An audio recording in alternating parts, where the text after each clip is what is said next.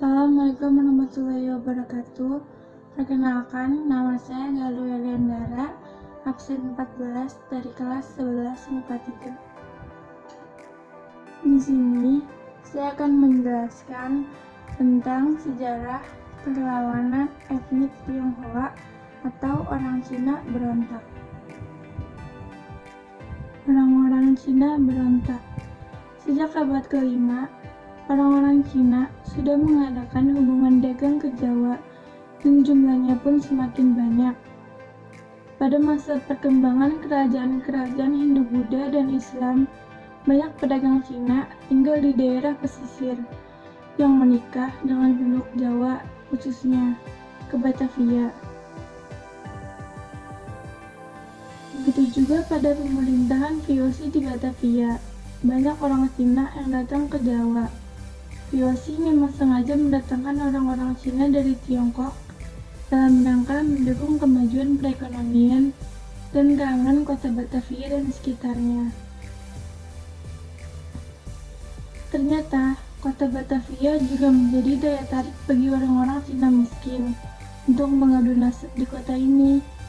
Semacam mereka mencari pekerjaan di kota ini gitu. Orang-orang Cina yang datang ke Jawa tidak semua memiliki modal. Banyak di antara mereka yang termasuk golongan miskin. Mereka kemudian menjadi pengemis. Sudah barang tentu hal ini sangat mengganggu kenyamanan dan keamanan kota Batavia. Akhirnya VOC mengeluarkan kebijakan membatas imigran Cina.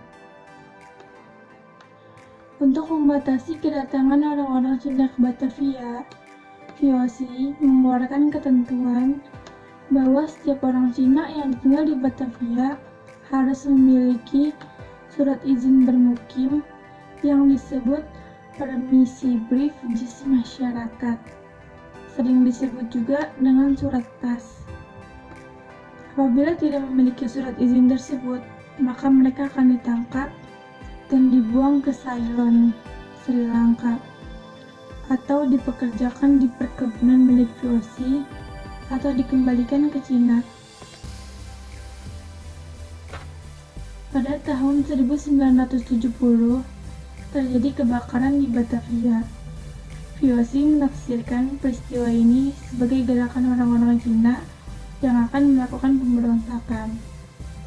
Oleh karena itu, para serdadu VOC mulai beraksi dengan melakukan sweeping. Sweeping itu, para serdadu VOC itu masuk ke dalam satu-satu rumah orang Cina. Mereka memeriksa orang Cina yang ada di dalamnya itu punya surat atau enggak. Kalau misalkan mereka nggak punya surat, mereka bakal dibunuh. Terus orang-orang Cina yang berhasil meloloskan diri kemudian melakukan perlawanan di berbagai daerah, misalnya di Jawa Tengah. Salah satu tokohnya yang terkenal adalah Ui Panko, atau disebut Ki Panjang, atau juga disebut Ki Sapanjang. Perlawanan orang-orang Cina terhadap VOC kemudian menimbulkan kekacauan yang meluas di berbagai tempat, terutama di pesisir Jawa. Atas desakan para pangeran, Raja Pakubuwana II juga ikut mendukung pemberontakan orang-orang Cina tersebut. Pada tahun 1741,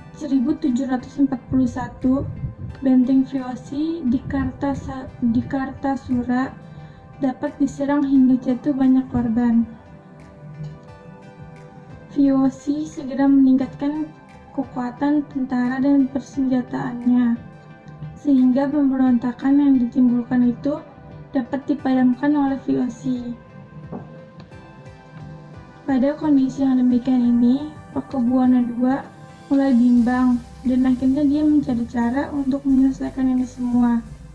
Lalu, Pakubuwana II itu akhirnya melakukan perundingan damai dengan VOC.